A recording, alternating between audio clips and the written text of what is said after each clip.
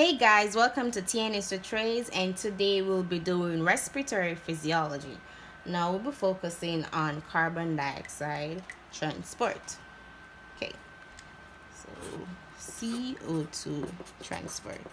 So I'm going to quickly sketch a diagram so you can follow. Now, that will be representing my lung. That's my alveoli.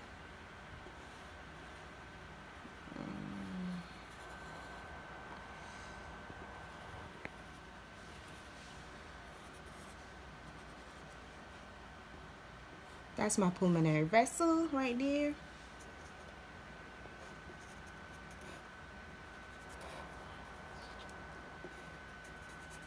That's my right heart.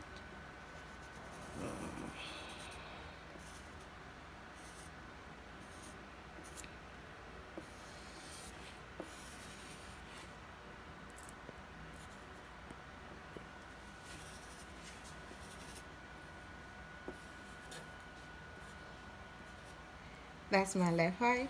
Don't mind my diagrams. It's not what about it looks like. It's more about learning the content. Okay, so this is my arterial side, and this is my venous side.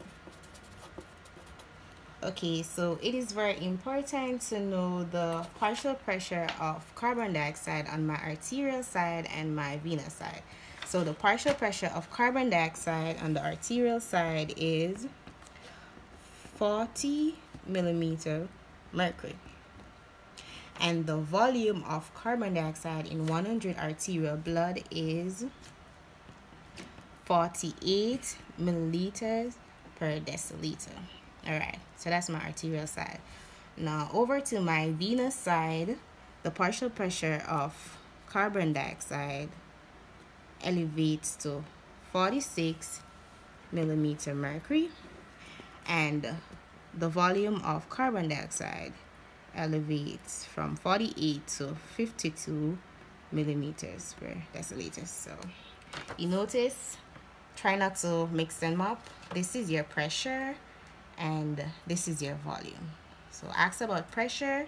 On arterial side, the pressure is, the partial pressure of carbon dioxide is 40 millimeters mercury, and the volume of carbon dioxide in 100 arterial blood is 48 milliliters per deciliter. That's on my arterial side. And over to my venous side, once again, the partial pressure of carbon dioxide is 46 millimeter mercury, and the volume of carbon dioxide in 100 arterial blood is 52 milliliters per deciliter. Alright, so this is my capillary section. Alright, so capillary. And these are my respiring tissues right here. Okay, so my respiring tissues are giving off CO2. Can we remember in which chemical reaction carbon dioxide is formed? That's correct. Glucose plus oxygen gives you water and carbon dioxide. Now, carbon dioxide are transported in 3 forms. Alright, so I'm just going to list them here, and further down I'll discuss the important details concerning transport of each form of carbon dioxide. Alright, so let's put it here. Transport. Alright, so 90% of my carbon dioxide is transported in the bicarbonate form, which is HCO3. 5% is transported in the dissolved form at a pressure of 46 millimeters mercury, and the remaining 5% transported as carbon hemoglobin. All right, we doctors sometimes it's very hard to pronounce the word, so I'm gonna just do it like this. So carbon hemoglobin. All right, so CO2, which is formed produced by your cells. Carbon dioxide is very lipid soluble, so it easily crosses the membrane, right, and goes over into your plasma. So it's from the cells into your interstitial fluid, and then into your blood plasma. In your blood plasma, you have hemoglobin. All right. Well, your RBCs containing your hemoglobin. So, okay, so this would represent my hemoglobin and the globin chain. All right. So, carbon dioxide transport via simple diffusion, that is from high concentration, which is in your from the cells, so the interstitial fluid, to the plasma and into your RBC. So here the concentration of CO2 would be higher in the blood plasma than in the RBCs. So that would generate the passage of CO2 into the RBCs. Right.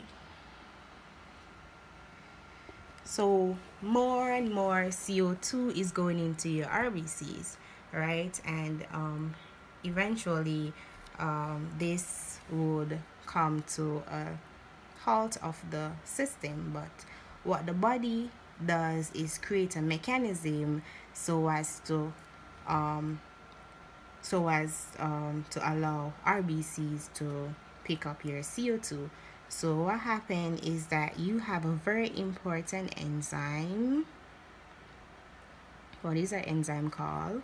This enzyme is called carbonic anhydrase. So what carbonic anhydrase does is to convert CO2 plus water into carbonic acid, H2CO3, right?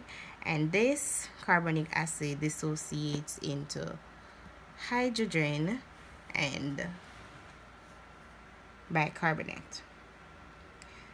Alright, so that'll be it for this video, and stay tuned for my next video where I continue the CO2 transport cycle. Thank you for joining us, and yeah, see you soon.